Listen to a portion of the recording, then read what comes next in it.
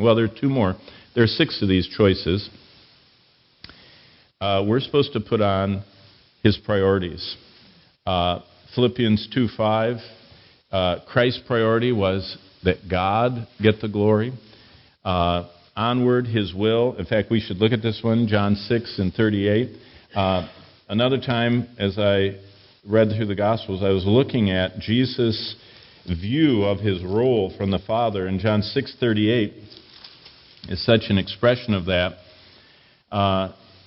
It says in verse 38, "For I have come down from heaven not to do my own thing, my own will, but the will of him who sent me."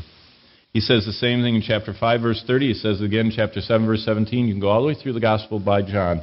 And Jesus said, "I didn't come to have my own way." Even though what would be wrong with having his own way? Have you ever thought about that?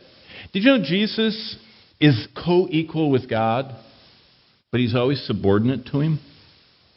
That's what it says in the Scriptures. It says that as the Father is the head of Christ, so Christ is the head of the church, and so the husband should be the head of the wife, and the children should be respectful and obedient. There's hierarchy. There is specific roles in the Trinity and on earth with believers. It's God's plan. And that's part of this whole idea of not wanting our own will. If God designed us for a gender-specific role, I'm not going to spend my life fighting against him and not wanting it. And that's happening in our culture. We have a lot of dysphoria, gender dysphoria. You know what that is? That's, I feel like I'm a woman today.